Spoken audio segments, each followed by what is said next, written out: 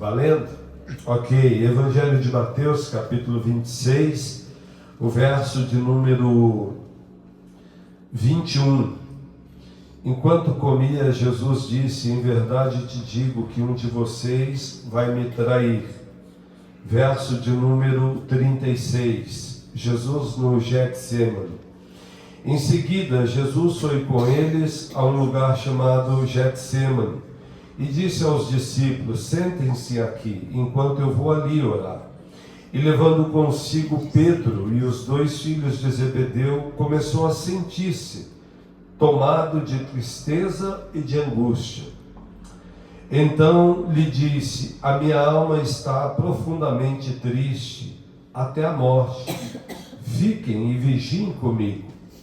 E adiantando-se um pouco, prostrou-se sobre seu rosto e orando, dizendo: meu Pai, se possível que passe de mim esse cálice, contudo não seja como eu quero, e sim como tu queres. Voltando para os discípulos, achou-os dormindo e disse a Pedro: então nenhuma hora vocês puderam vigiar comigo? Vigie e ore, para que não caia em tentação. O espírito, na verdade, está pronto, mas a carne é fraca. Retirando-se pela segunda vez, orou de novo, dizendo: meu Pai, se não é possível que este cálice passe de mim, sem que eu beba, faça-se a tua vontade.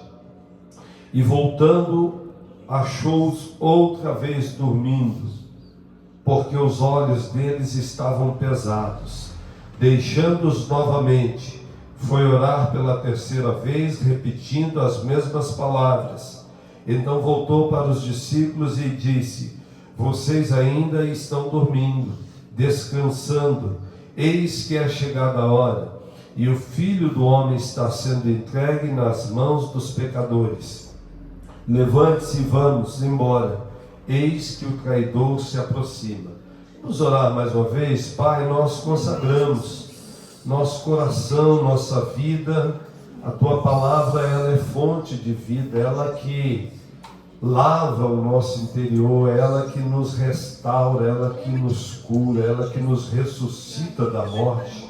Tua palavra é vida o tempo todo, e nós precisamos dela nesse tempo, nesse lugar. Precisamos da visitação do teu Espírito. É só o Senhor que pode fazer algo dentro de nós. O poder da tua palavra se revela mais dentro de nós do que fora. Então visita a tua igreja, só sabe daquilo que o teu povo e eu precisamos nessa manhã. Que o Senhor cresça e eu diminua. Faz isso no poder e na autoridade do nome que é sobre todo nome, o nome poderoso de Jesus que nós oramos. Amém? Amém. Amém. Queridos, os evangelhos de Mateus, Marcos, Lucas e João vão fazer a narrativa dos últimos dias e horas de Jesus, momentos e peculiaridades que vieram antes da sua morte na cruz.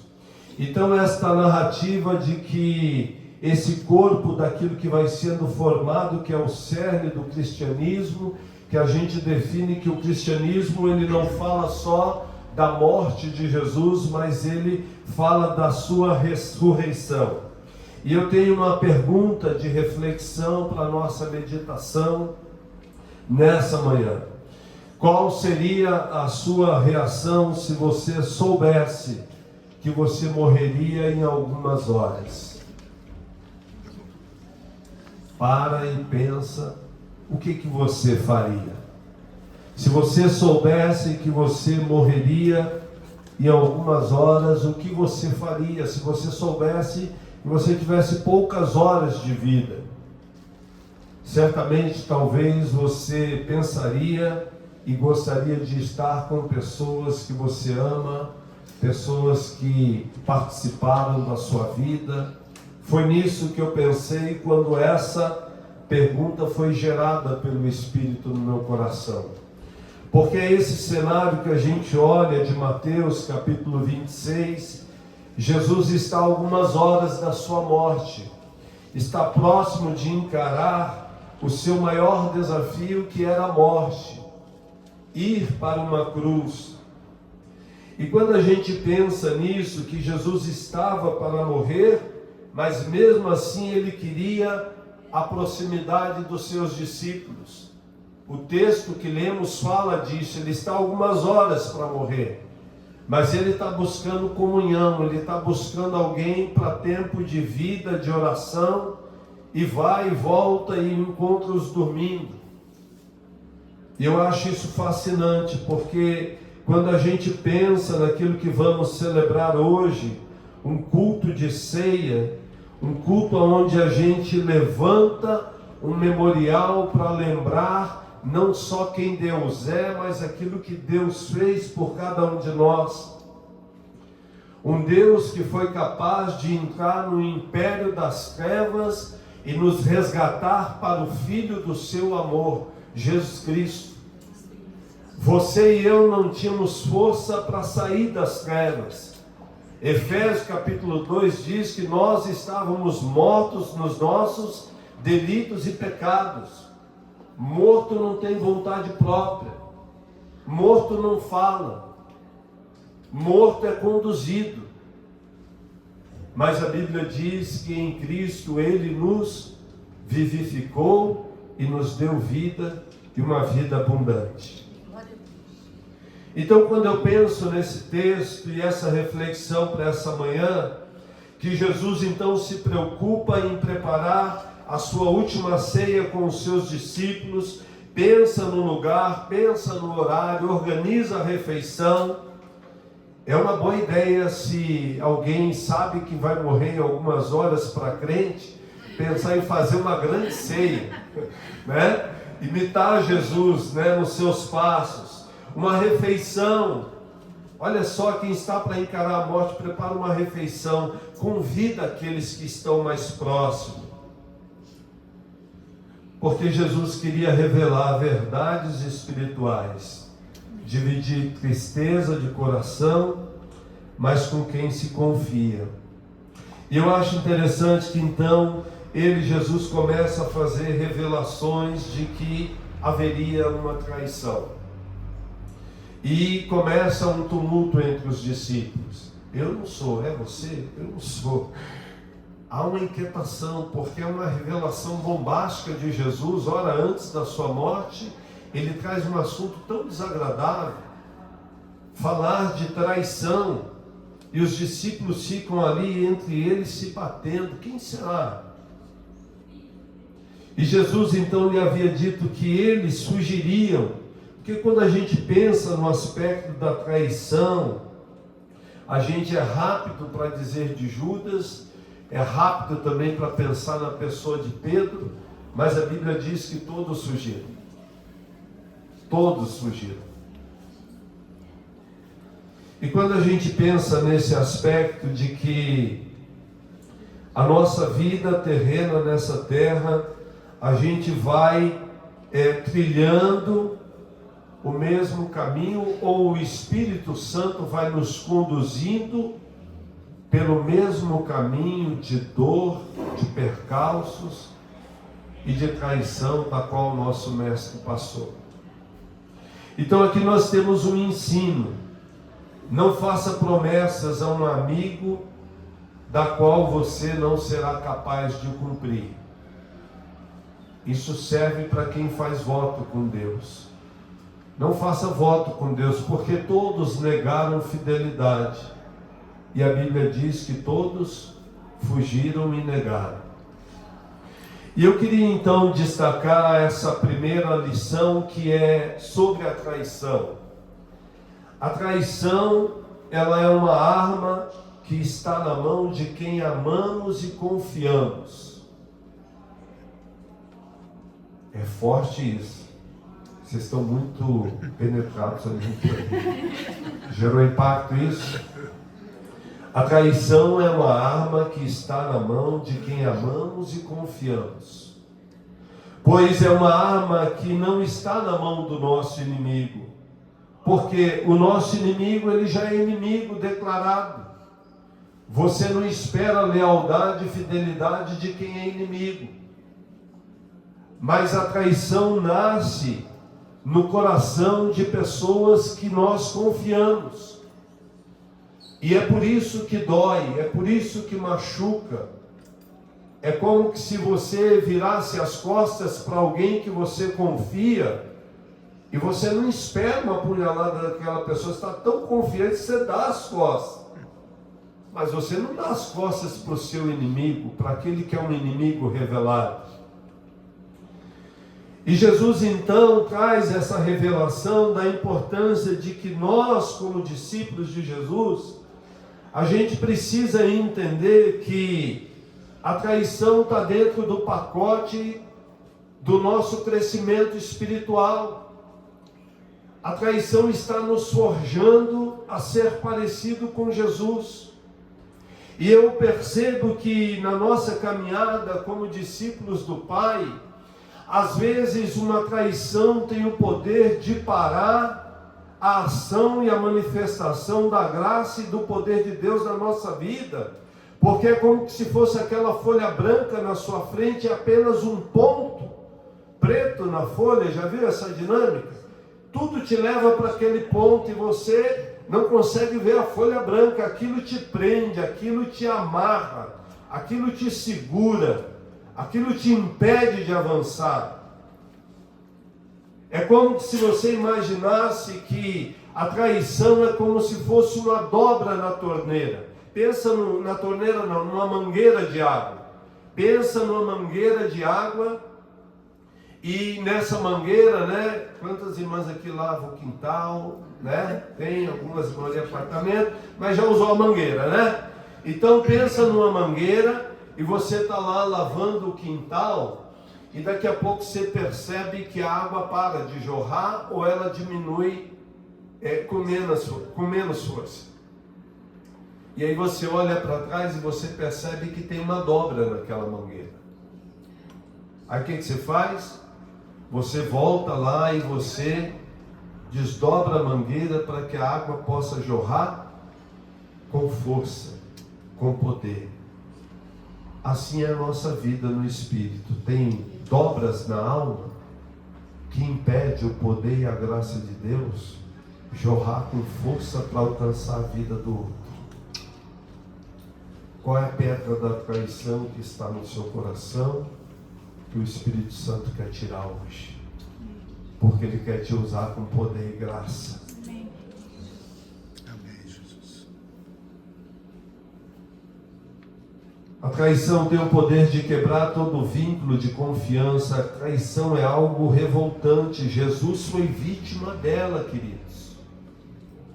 Quando somos vítimas de uma das circunstâncias de um estranho, isso para nós passa batido, porque ele é estranho, aquilo não machuca, não fere. Mas quando vem de alguém que amamos, isso dói, isso fica lá no âmago da nossa alma. E é como se Satanás tivesse vitória sobre nós, porque a graça e o poder de Deus não jorra com a força e com o potencial que precisa jorrar para alcançar o outro. A Suzy já deve ter contado algumas coisas da minha vida aqui, né? Ou não? Aqui não, só no curso. Tá, Suzy. Não deu. Eu lembro que no meu processo de se encontrar com o Senhor, tive uma história perdida na bandidagem, na criminalidade, com uso de dependência química. E eu encontro Jesus dentro de um centro terapêutico na cidade de Bauru, em 1994. E eu era envolvido com uma quadrilha que roubava avião, gente. Era um negócio maluco assim. O homem nas trevas, ele faz coisas que depois, meu Deus, como é que eu fazia isso? Porque a Bíblia diz que o pecado tem o poder do quê? De cegar o nosso entendimento para que a luz do Evangelho não resplandeça. Amém? Mas quando a luz de Cristo chega e a mente é clareada, a gente encontra o caminho, o véu é rasgado. E eu me lembro que eu tinha uma dor muito profunda no meu coração em relação ao meu pai. Porque meu pai tinha um problema muito sério com álcool, então ele abandonou minha mãe para cuidar de 6 filhos. E eu me lembro que depois da conversão, eu sentia assim muito traído pelo meu pai. E tinha uma pessoa que eu tinha vontade de matar, era o meu pai. Por tantas histórias tristes que eu passei na minha adolescência, pré-adolescência, e você busca culpado. E para mim eu elegi, na minha vida é o meu pai. Se eu pudesse matar, eu matava. Mas quando eu tive um encontro com Cristo, eu me lembro de ter perguntado para um dos pastores que me acompanharam, o pastor Rui: pastor, não é possível, não dá para ser crente e não perdoar o meu pai? Porque são duas coisas assim que, né, eu quero Jesus, mas eu não quero perdoar.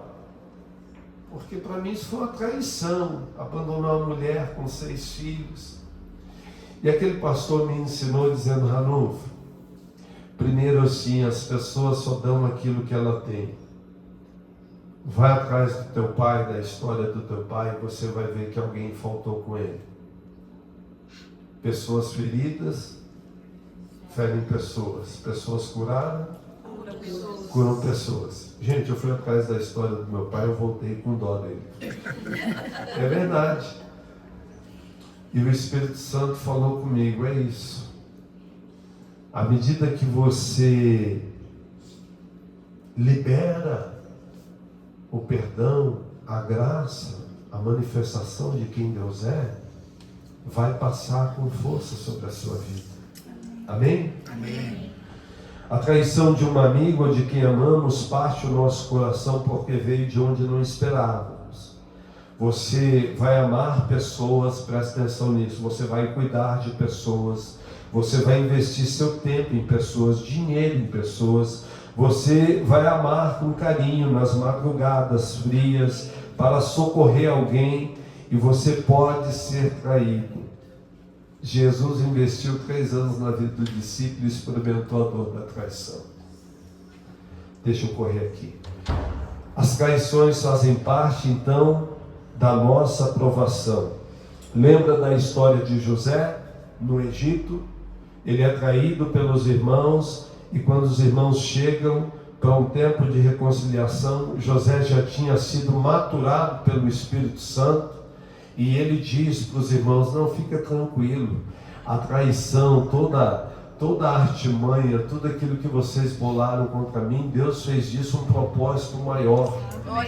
E como é difícil, queridos, às vezes nós estarmos dentro de um cenário relacional, porque a vida é relacional.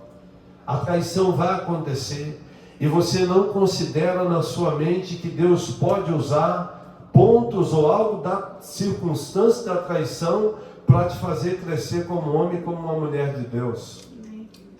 A gente ignora isso. Satanás leva vantagem na maioria das vezes. Ou seja, fazia parte do processo de Deus na vida de José para desenvolver o caráter de Deus. Deus usa as circunstâncias para que sejamos semelhantes a Cristo. E como é que a gente então vence a dor e a marca da traição na nossa vida? A gente vence imitando Jesus. A gente vence olhando para a cruz. As traições acontecem, elas não têm. Não tente você buscar justiça aqui na terra, mas olhe para onde Jesus olhou. Jesus olhou para a cruz. Deus tinha um propósito, Deus tinha um plano. E a Bíblia diz que os olhos deles estavam fitos na cruz. É disso que o Espírito está falando nessa manhã. Você pode ser curado de uma dor na sua alma, porque os seus olhos tiraram o foco da cruz. E o Senhor te chama a sua atenção hoje, que você precisa olhar para o autor e consumador da sua fé, Cristo Jesus. Porque nossa capacidade de amar deve ser maior do que os fatos isolados da traição que vivemos nessa terra. O Espírito de Deus habita em você, habita em mim. A traição são pontos isolados da nossa história de vida, ela não é a nossa vida. Mas Satanás tem esse poder de nos amarrar num ponto aonde deixamos de crescer. A traição é um ponto isolado. E Jesus passa por ela olhando para a cruz, para o propósito daquilo que o Pai tinha. Jesus olhou para o futuro e ele disse: desde agora verei o Filho do Homem vindo sobre as nuvens do céu. O meu reino não é desse mundo. Para Pilatos ele disse isso. Meu reino não é daqui, não é terreno. O nosso reino não é terreno, queridos. Nosso reino é eterno. Eu acho linda as expressões da Bíblia que diz que nós estamos de passagem nessa terra. Eu acho isso maravilhoso. A gente está vendo o cenário do que está acontecendo no mundo, no nosso país. Perseguição, cerco sobre a igreja de Jesus. Mas não sabe o mundo que nós estamos somente de passagem. O nosso reino não é daqui. Ele não estava com os olhos presos naquilo que é transitório, naquilo que passa, mas naquilo que é eterno. Eu acho lindo quando Jesus faz isso com a nossa vida. Consegue curar a nossa alma, o nosso coração, e diz para a gente: olha, para de olhar para aquilo que é transitório, daquilo que vai passar, mas olha para aquilo que é eterno. Tem uma ilustração que eu ouvi de um pastor amigo meu, que ele usou uma corda, essas cordas de corda, e uma muito extensa corda, e na ponta da corda, mais ou menos do tamanho de um dedo, ele passou uma fita vermelha. E ele contou essa ilustração para a igreja, dizendo: olha para essa corda e pensa que essa fita vermelha é o seu tempo aqui na terra, e que o restante da corda é a eternidade que nos aguarda. Quando a gente olha para o Getsemane, é interessante essa tradução dessa palavra em aramaico. Get significa lagar, um tanque. Semane, oliveira. Então era o lugar onde as oliveiras eram colocadas dentro desse tanque e elas eram ali pisoteadas, e dali se produzia então o azeite. Jesus então estava num lugar de esmagamento. A sua alma foi esmagada ali, a ponto dele pedir para o Pai: se possível, passa de mim esse cálice, mas se não é possível, que seja feita a sua vontade. A vida de um discípulo de Jesus nessa terra, hora ou outra, você e eu somos levados para um lugar de esmagamento. Agora não pensa só no esmagamento da dor. Pensa que o esmagamento produz azeite. Amém. Azeite é símbolo do Espírito, da unção, da graça. Que enquanto você é esmagado, Deus está produzindo vida em alguém. Agora, quando você pensa, tira a oliveira e coloca a uva dentro do lagar. E esmaga a uva produz vinho. O vinho na Bíblia é símbolo do quê? Do Espírito, da vida, do sangue, que vamos celebrar daqui a pouco. Que o sangue de Jesus foi suficiente para nos perdoar de todo o pecado, de nos lavar de toda a imundícia e de nos fazer uma nova criatura nele. Então, lagar de azeite, um lugar de esmagamento. Jesus vai para esse lugar e passa por lá porque ele tinha um propósito de nos oferecer vida e vida abundante. O nosso esmagamento vai produzir vida em alguém. Ele, Jesus, foi esmagado para trazer vida. E ele passa por isso sozinho. Ele passa pela solidão, o abandono dos discípulos que dormem, que são incapazes de orar por uma hora. Todos nós temos que passar um Getsemane, todos. Se você não passou ainda, bem-vindo, vai acontecer. Os que já passaram sabem que vira e mexe, Jesus passa com a gente lá, vamos voltar lá de novo. Bem, é assim, o tempo todo. E a gente não tem noção, queridos, que Deus está produzindo vida em alguém. Ninguém nesse mundo está imune da dor e livre do sofrimento. E não tem referência maior do que o nosso Senhor, que soube o que é a dor na sua intensidade. Tão intenso que o Evangelho de Lucas vai dizer que ele ora e as suas gotas eram como se fossem gotas de sangue, de tão forte que era aquele momento para Jesus. Você já parou para pensar que Jesus te vê nos seus momentos mais desafiadores de esmagamento? Mas que Deus pode estar produzindo vida em alguém por meio do seu sofrimento? Parece loucura isso aqui, mas o Evangelho é loucura mesmo, né? Uma vez eu atendi uma pessoa e é hábito meu, eu gosto de saber o nome das pessoas e de decorar os nomes, porque eu gosto de chamar as pessoas pelo nome. O meu nome é um nome difícil de decorar, Ranulfo.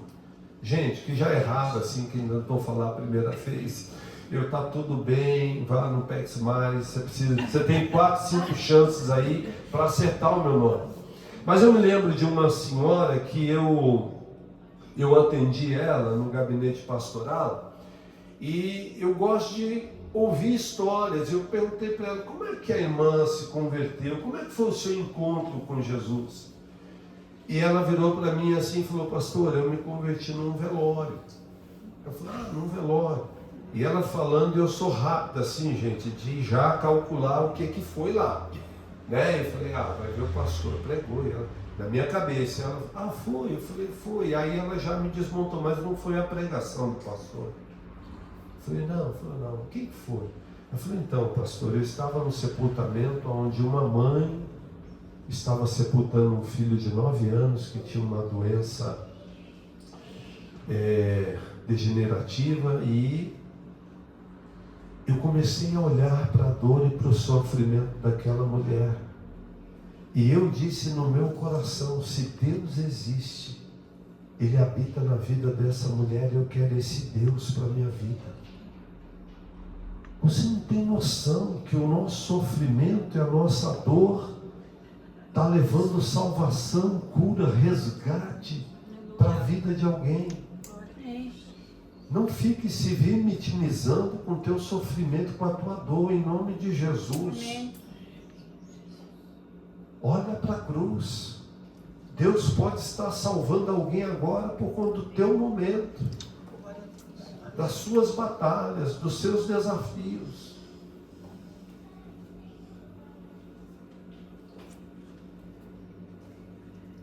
A pergunta é como eu reajo ao sofrimento, já que ele e a dor fazem parte da nossa vida. Você reage à dor e ao sofrimento vivendo não mais como independente, porque você e eu antes da cruz nós éramos independentes, dono do nosso nariz. Sim ou não? Ou só eu era assim? Gente, quero vocês comigo. Quem era dono do seu nariz antes de Jesus, levanta a mão. Gente, essa igreja está muito crente. Tem que ser todo mundo. Ninguém é. Quem era independente antes de se encontrar com Jesus, levanta a mão. Pelo amor de Deus, senão eu vou achar que só eu pequei, só eu taquei pedra na cruz, né? Não foi só eu. Nós vivíamos independente, éramos donos do nosso nariz até nos encontrarmos com Jesus. E nos tornamos dependentes de Deus, amém? Amém. Mas isso não é suficiente, não que Deus não seja suficiente, Ele é em tudo. Mas Ele sendo Deus, Jesus tendo o poder de fazer tudo sozinho, Ele não fez, e não foi por falta de poder. Ele deu o privilégio aos seus discípulos e à sua igreja de fazer algo que Ele estava fazendo. E aí eu sou amado, eu sou apaixonado por Jesus, porque Ele nos coloca na interdependência. Ele tira a gente da vida de independente. Tem uma frase do Celebrando a Restauração, que é um programa de cura e restauração interior, que diz, independente nunca, sozinho jamais. Você passa a depender de Deus, mas agora nós somos o corpo de Cristo. A interdependência, nós dependemos um dos outros. A igreja de Jesus se desenvolve e cresce porque agora nós sabemos que só existe alguma coisa em nós porque tudo veio dele. Não tem beleza em nós que não seja a beleza do nosso Senhor. Amém? Amém. Então, como que a gente enfrenta a dor e o sofrimento?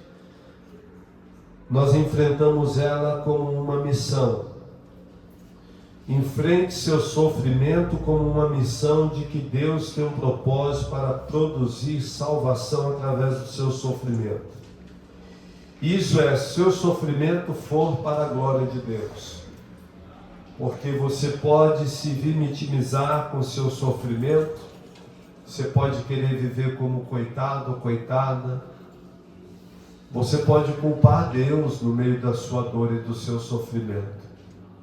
Ou seja, o sofrimento e a dor pode ser algo opcional na vida de um discípulo de Jesus. Mas que o Espírito está forjando em nós aqui é que quando nós encaramos o sofrimento e a dor como uma missão, porque foi assim que Jesus encarou, nós vencemos. A traição e a dor não é mais aquele ponto na folha branca. Ele é um ponto isolado da nossa história, mas que não para a gente de viver a missão e viver o que Deus tem para nós. Você pode sofrer ou estar sofrendo, ou já sofreu com a dor de um divórcio, de um filho que optou pelo caminho das drogas, pela perda de um emprego, a perda de um ente querido. Mas você também pode ficar preso pelo que aconteceu com você, ou ficar procurando culpados para a sua história de dor e sofrimento. O Senhor quer curar o nosso coração nessa manhã, amém? Amém. Você pode criar no seu imaginário, então, que o sofrimento é esse ponto que está lá. E o Espírito está falando hoje com você. Remove ele hoje, no poder e na autoridade do meu nome. Amém. Porque eu tenho grandes coisas para você. Eu quero que a minha graça e o meu poder possa fluir com força, com poder sobre a sua vida. Amém?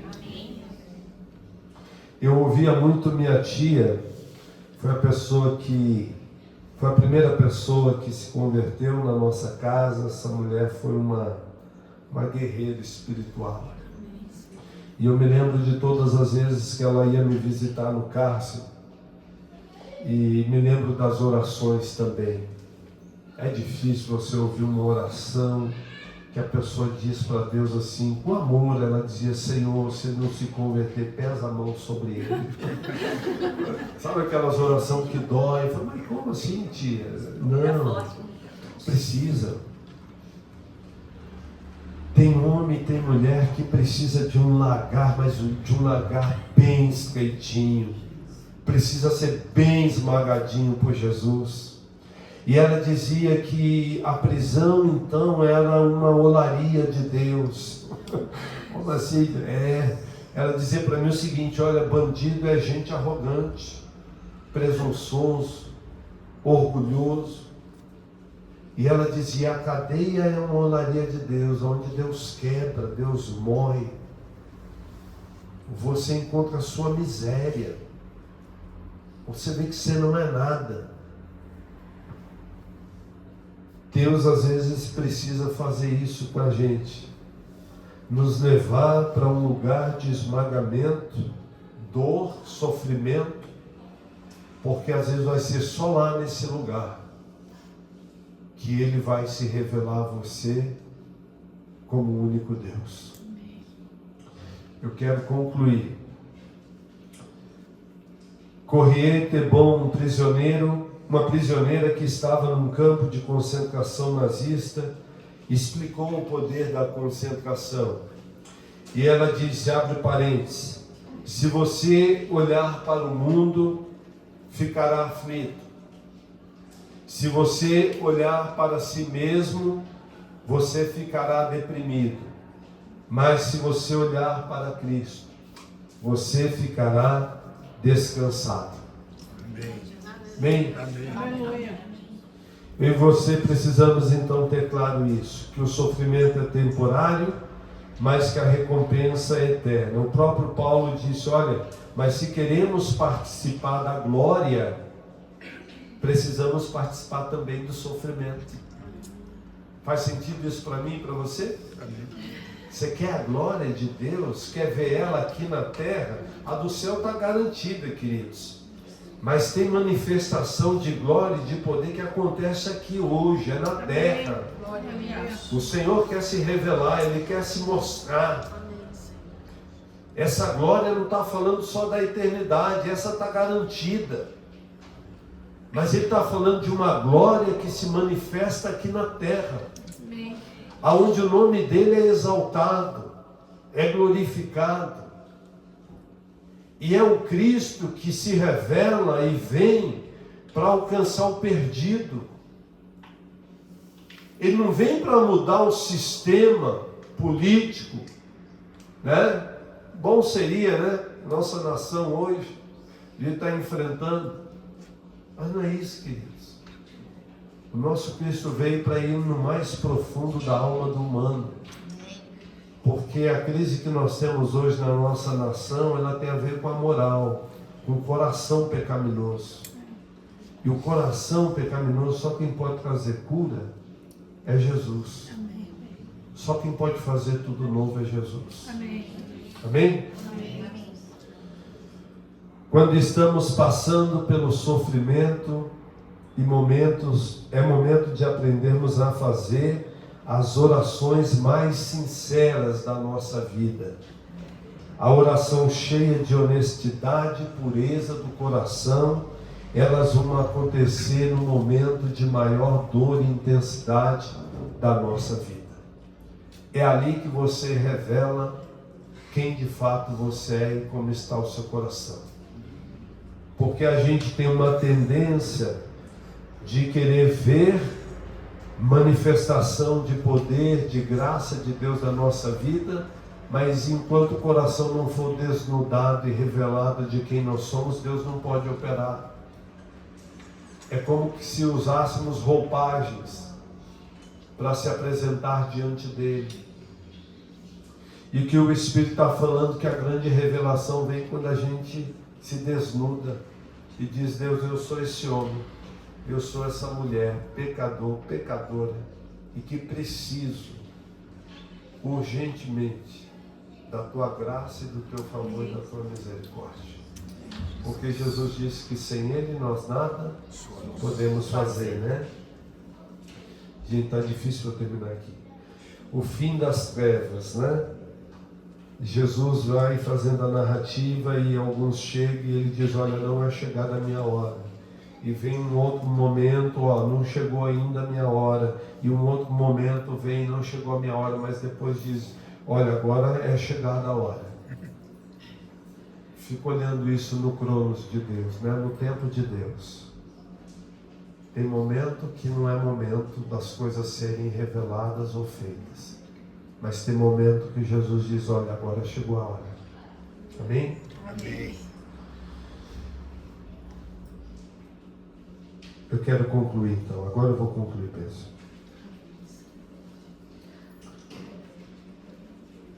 Mas essa é a hora, disse Jesus, quando as trevas reinam, mas ainda era sexta-feira, Jesus falando, ó, sexta, ainda tinha reinado de trevas. Não era chegada a hora. Mas no domingo diz que ele ressuscitou. Eu olhei essa mesa linda aqui que nós vamos celebrar a ceia. Pensei que a igreja tinha que ser, não essa igreja local, agora estou falando da igreja no todo. A gente precisava ser mais criativo, que todo domingo a gente tinha que falar que é domingo de ressurreição. Né? Porque ele ressuscitou, amém? Amém. Né? Ele deveria criar essa cultura aqui, lembrar do domingo, o dia que a gente vem para adorar e buscar o Senhor. É lembrar que ele ressuscitou no domingo, amém? Eu quero orar com você. Quero concluir quero fazer uma oração.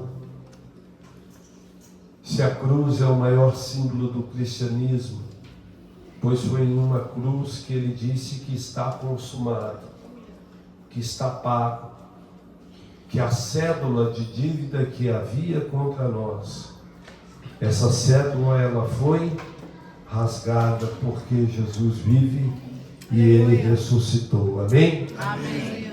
Então hoje posso, pastor, pedir para a igreja ficar em pé, por favor. Hoje eu quero te convidar, então, feche os teus olhos, nós queremos orar. E eu quero orar com você, te convidando a deixar tudo na cruz. Você que hoje o Espírito soprou, hoje o Espírito despertou algo em você e está dizendo, olha, você precisa perdoar.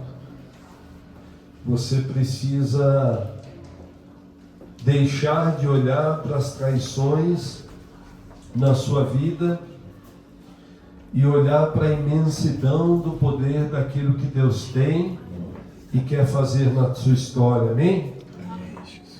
Hoje é um dia que você pode dizer, Senhor, eu quero confiar no Senhor. Eu quero que o Senhor remova todo o medo, todo sentimento de medo. Queridos, eu estava repartindo com a Suzy que eu estava numa conferência fora do país, eu nunca tinha ouvido algo sobre o medo, e eu sempre lidei ou tratei do medo como uma questão de sentimento. Mas nessa conferência fora, pastor, eu descobri que medo, ele não se manifesta só como um sentimento. Ele também se manifesta como um espírito das trevas. Porque o medo, ele quer paralisar você de impedir e tomar posse de tudo aquilo que Deus tem para a sua vida. Então não lide somente com medo como uma questão sentimental. Mas pode ter momentos que o medo se revela na sua vida como o próprio Satanás, querendo impedir você de tomar posse das bênçãos de Deus.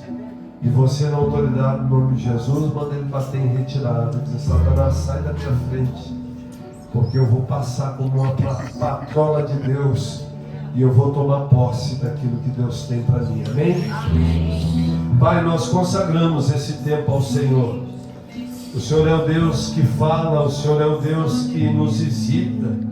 Então nos visita agora, o teu poder liberta os nossos corações de tudo aquilo que é dor, de tudo aquilo que é sofrimento, que tenta nos parar, que tenta nos impedir de tomar posse. Pai, nos ajuda a olhar para a cruz que foi o teu alvo, para alcançar pessoas como nós. E nós queremos pedir que o Senhor venha sobre nós, que os nossos olhos, como diz a tua palavra em Hebreus 12:2, que os nossos olhos estejam fitos em Jesus, olhando o Senhor em todo o tempo. E usa, Senhor, usa a nossa dor, usa o nosso sofrimento para salvar alguém, para transformar alguém, para curar alguém. E hoje nós queremos celebrar a ceia e declarar que o Senhor vive nas nossas vidas. Pai, eu abençoo a vida da tua igreja, tudo aquilo que o Senhor tem de prosperidade.